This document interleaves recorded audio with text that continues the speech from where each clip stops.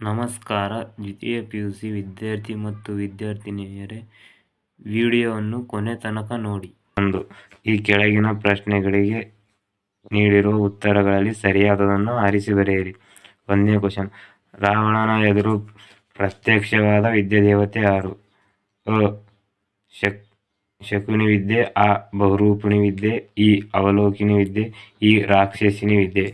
B. Correct answer. 2ನೇ question. ಗುರು ಹೇಗೆ ವರ್ತಿಸಬಾರದು? ಅ. ಘನವಾಗಿ. ಅ. ಮಗುವಾಗಿ. ಇ. ಲಘುವಾಗಿ. ಇ. ಹಗುರವಾಗಿ. ಇ. Correct answer. 3ನೇ ಕ್ವಶನ್. ರಾಜ್ಯಸಭೆಯೊಳಗೆ ದ್ರೌಪದಿಯನ್ನು ಒದೆದವನು? ಅ. ಕೌರವ. ಅ. ಭೀಮ. ಇ. ಕೀಚಕ. ಇ. Ravana. Correct answer Keechaka. Question number 4. ದುರ್ಗಂಧ ಬಿಡದಿರುವುದು ಯಾವುದು? ಅ. ಊರಹಂದಿ. ಅ. ಕಾಡು ಹಂದಿ. ಇ. ಊರ್ನಾಯಿ. ಇ. ಗೋರಪಾಪಿ. ಅ. ಊರಹಂದಿ. Correct answer. 5ನೇ ಕ್ವಶನ್. ಕೊಲೆಗಡುಕ ಬರಬ್ಬನ ವಕಾಲತ್ತು ನಡೆಸಿದವರೇ? ಎಡಕ್ಕೊಬ್ಬ ಬಲಕ್ಕೊಬ್ಬ ಕಳ್ಳನ ತೂಗಿ ಸನ್ಮಾನಿಸಿದವರೇ?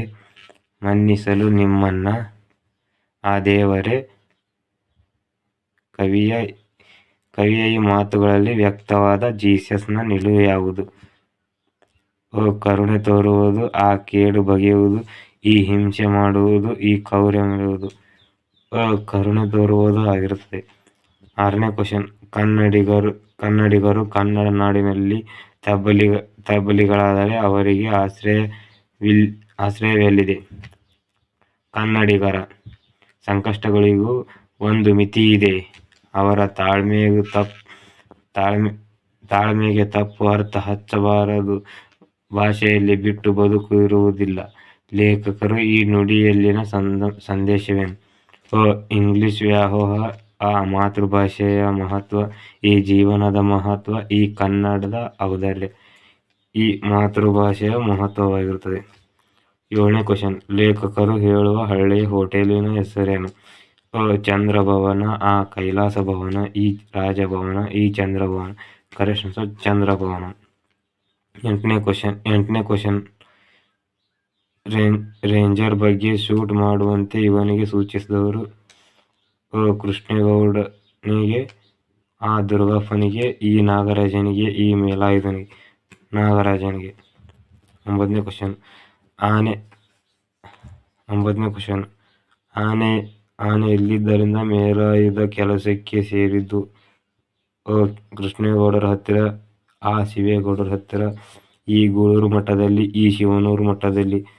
ಅ. ಶಿವೇಗೌಡರ ಹತ್ತಿರ. ಕರೆಕ್ಟ್ ಆಗಿರುತ್ತದೆ. 10ನೇ ಕ್ವಶನ್.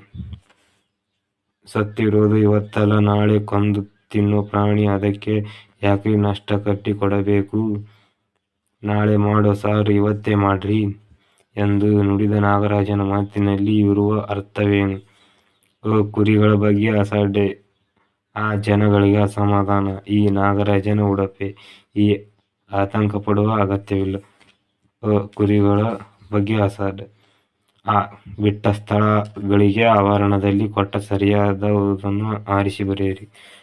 ಬಸಲಿಂಗ ವೈದ್ಯರಿಗಾಗಿ ಅಲೆದಾಗ ಜೊತೆಗಿದ್ದ ರಾಜಕಾರಣಿ ರುದ್ರಪ್ಪ. ಡ್ಯಾಶ್ ಇದು ಕೆಂಪು ಪಟ್ಟಿಗೆ ಸೇರಿದ ಪ್ರಾಣಿ. ಸಿಂಹಬಾಲದ ಕೋತಿ. 13ನೇ ಕ್ವಶನ್. ಧಣಿಗಳ ಮನೆಯ ಪಕ್ಕದಲ್ಲಿ ಹರಿಯುತ್ತಿದ್ದ ಹೊಳೆ. ಶಾಂಭವಿ. 14ನೇ ಕ್ವಶನ್. ಭೂಮಿಯ ಮೇಲಿನ ಮೊದಲ ವಿಜ್ಞಾನಿ ಮಗು. 15ನೇ ಕ್ವಶನ್. ಶೇಷನು ರಾಮಾಯಣದ ಕಥೆಯನ್ನು ವಾತ್ಸಾಯನಿಗೆ ಹೇಳಿದನು. ಇ. ಹೊಂದಿಸಿ ಬರೆಯಿರಿ. 16ನೇ ಕ್ವಶನ್. ಅ. ಸೋಮೇಶ್ವರ ಶತಕ. ಅ. ಪುರಂದರದಾಸರು. ಇ. ಗತಿಯ ಹಾಡು. ಇ.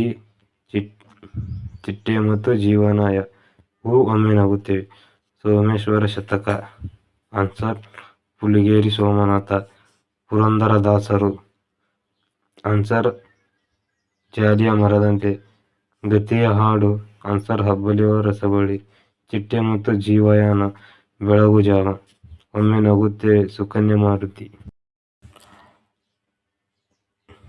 ಆ ಭಾಗ. 17ನೇ ಕ್ವಶನ್. ರಾವಣನು ಅಂತಿಮವಾಗಿ ಯಾವ ನಿರ್ಧಾರಕ್ಕೆ ಬರುತ್ತಾನೆ? 18ನೇ ಕ್ವಶನ್. ಕೋಲಲಕ್ಷ್ಯವೆಂದು ದ್ರೌಪದಿ ಯಾರನ್ನು ಕುರಿತು ಹೇಳಿದ್ದಾಳೆ? 19ನೇ ಕ್ವಶನ್. ಹಡೆದವನನ್ನು ಯಾವಾಗ ನೆನೆಯಬೇಕು? 20ನೇ ಕ್ವಶನ್. ಕ್ರಿಸ್ಮಸ್ ನನಗೆ ಏನೇನು ಹೊತ್ತು ತಂದಿದೆ? ಆ. ಯಾವುದಾದರೂ ಎರಡು ಪ್ರಶ್ನೆಗಳಿಗೆ 2-3 ವಾಕ್ಯಗಳಲ್ಲಿ ಉತ್ತರಿಸಿ.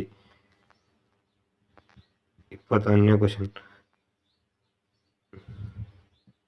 ಕಣ್ಣನ್ನು ಪರೀಕ್ಷಿಸಿದ ಡಾ. ತಿಮ್ಮವ್ವ ಬಸಲಿಂಗನಿಗೆ ಏನೆಂದು ಹೇಳಿದನು? 22ನೇ ಕ್ವಶನ್. ನಮ್ಮ ಸಾರ್ವಜನಿಕ ಶಾಲೆಗಳ ಬಗ್ಗೆ ಲೇಖಕರ ಅಭಿಪ್ರಾಯವೇನು? 23ನೇ ಕ್ವಶನ್. ಕಲಾಂ ಅವರ ದೃಷ್ಟಿಯಲ್ಲಿ ಕನಸುಗಳು ಏನಾಗುತ್ತವೆ? 24ನೇ ಕ್ವಶನ್. ಭಾವೈಕ್ಯತೆ ಈ ದೇಶದಲ್ಲಿ ಎಲ್ಲಿದೆ? ಈ ಯಾವುದಾದರೂ 3 ಪ್ರಶ್ನೆಗಳಿಗೆ 2-3 ವಾಕ್ಯಗಳಲ್ಲಿ ಉತ್ತರಿಸಿ. 25ನೇ ಕ್ವಶನ್. ಆನೆ ಸಾಕುವುದರ ಬಗ್ಗೆ ಜನರ ನಂಬಿಕೆ ಏನಾಗಿದ್ದು ಇಂಪಾರ್ಟೆಂಟ್ ಆಗಿರುತ್ತದೆ? 26ನೇ ಕ್ವಶನ್. ಕಾಡಾನೆಗಳ ಹಾವಳಿಗೆ ಪ್ರಕಾಶ್ ನೀಡಿದ ಕಾರಣಗಳೇನು? ಇಂಪಾರ್ಟೆಂಟ್ ಆಗಿರುತ್ತದೆ. ತನ್ನ ಕೆಲಸ ಅತ್ಯಂತ ಅಪಾಯಕಾರಿ ಎಂದು ದುರ್ಗಪ್ಪ ವಿವರಿಸುವುದು ಹೇಗೆ? 28ನೇ ಕ್ವಶನ್. ಆನೆಯನ್ನು ಹದ್ದುಬಸ್ತಿನಲ್ಲಿಡುವುದರ ಬಗ್ಗೆ ವೇಲಾಯುಧನ ಅಪ್ಪಗೆಯನ್ನು ತಿಳಿಸಿದ್ದ? ಈ ವಿಭಾಗ. ಯಾವುದಾದರೂ 2 ವಾಕ್ಯಗಳ ಸಂದರ್ಭ ಸೂಚಿಸಿ ಸಾರಾಂಶ ಬರೆಯಿರಿ. 29ನೇ ಕ್ವಶನ್. ಲೋಕದೊಳ್ ಮುಡಿಯು ನಿರ್ಮಲ ಚಿತ್ತವೇ? 30ನೇ ಕ್ವಶನ್. ಮುಡಿಗರಲ್ಲಿ ಮುಪ್ಪು ಚಿಂತಾನದಿ. ಇಂಪಾರ್ಟೆಂಟ್ ಆಗಿರುತ್ತದೆ. ಅಲ್ಲಿಯ ಮಾತು ಅವನಿಗೆ ಶೇಷೆ ಮೀರಬಾರದು. ಇದು ಕೂಡ ಇಂಪಾರ್ಟೆಂಟ್ ಆಗಿರುತ್ತದೆ.